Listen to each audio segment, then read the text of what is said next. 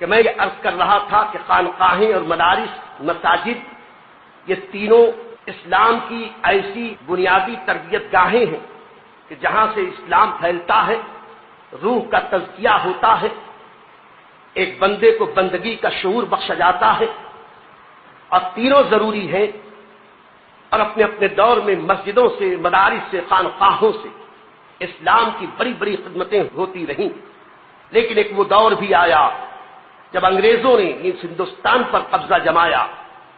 قوم مسلم کو انتشار اور اختلاف کی ایسی بھٹی میں جھونکا،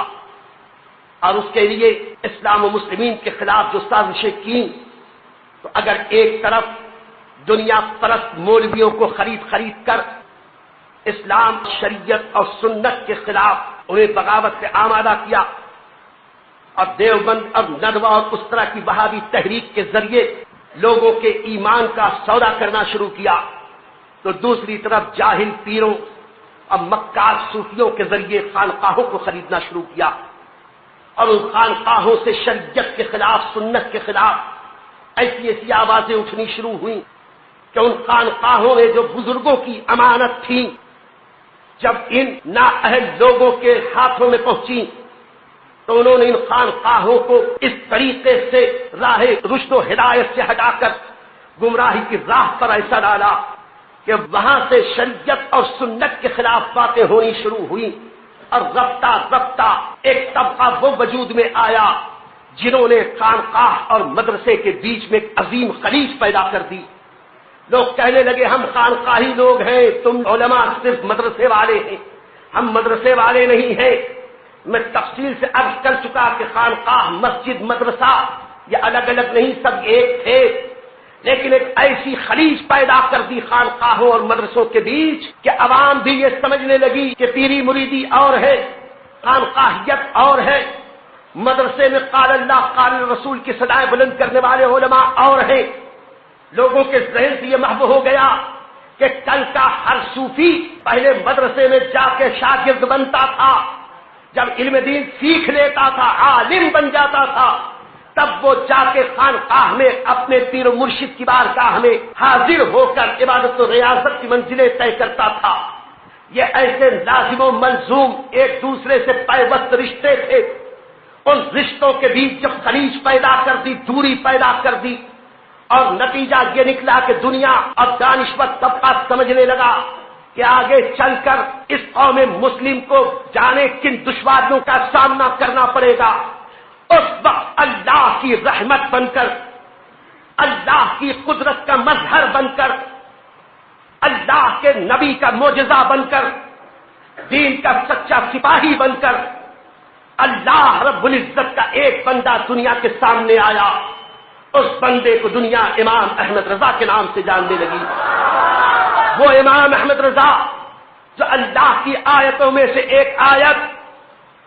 اللہ کے نبی کے معجزات میں سے ایک روشن معجزہ، دنیا انہیں مجدد دین و ملت کہتی ہے۔ کچھ لوگ یہ سمجھتے ہوں گے کہ وہ صرف شریعت کا مجدد تھا، حقیقت یہ ہے کہ وہ مجدد تھا۔ مجدد قطب الارشاد ہوتا ہے، مجدد جیسے علماء کا رہنما ہوتا ہے، علماء کا سربراہ ہوتا ہے، ویسے ہی مجدد روحانیت کا بھی تاجدار ہوتا ہے۔ امام احمد رضا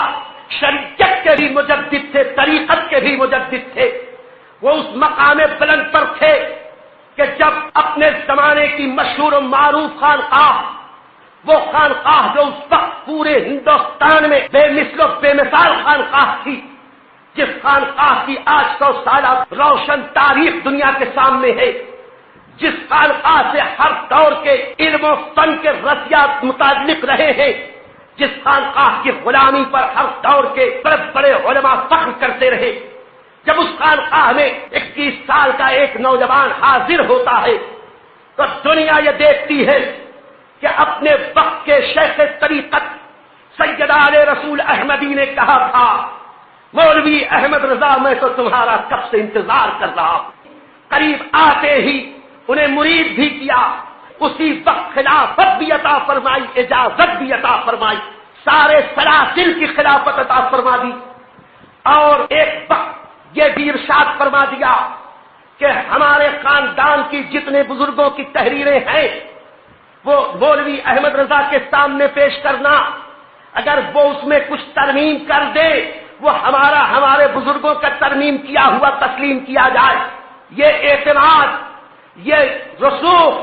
سید آل رسول احمدی کی بارگاہ میں اس نوجوان کو حاصل تھا تو یوں ہی نہیں تھا۔ اتنے مجموعہ آل رسول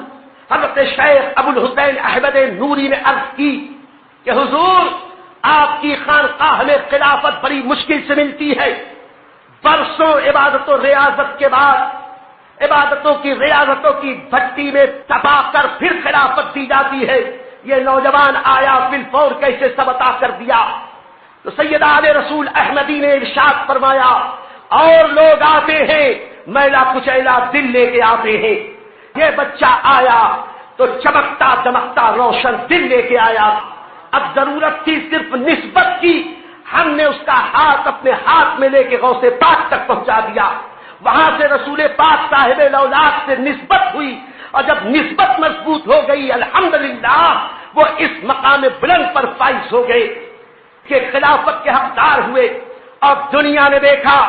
سید آل رسول احمدی نے جس یقین اور اعتماد کے ساتھ امام احمد رضا کو ملت کے حوالے کیا، امام احمد رضا اس پر ایسے کھڑے اترے کہ شریعت میں، طریقت میں، حقیقت میں، معرفت میں،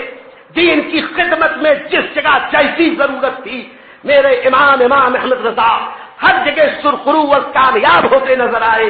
اور ان کا بہت بڑا ایک احسان یہ ہے کہ دنیا جو سمجھ رہی تھی کہ خانقاہ اور مدرسہ الگ الگ چیزیں ہیں، ان کے درمیان ایک بہت بڑی خلیج قائم ہو گئی ہے، امام احمد رضا کی ذات وہ ذات ہے کہ خانقاہ اور مدرسے اس خلیج کے اوپر ایک روشن پل کا کام کیا، خانقاہ کو مدرسے سے ملایا، مدرسے کو خانقاہ سے ملایا، اور ایسے شریعت و طریقت کو باہم کیا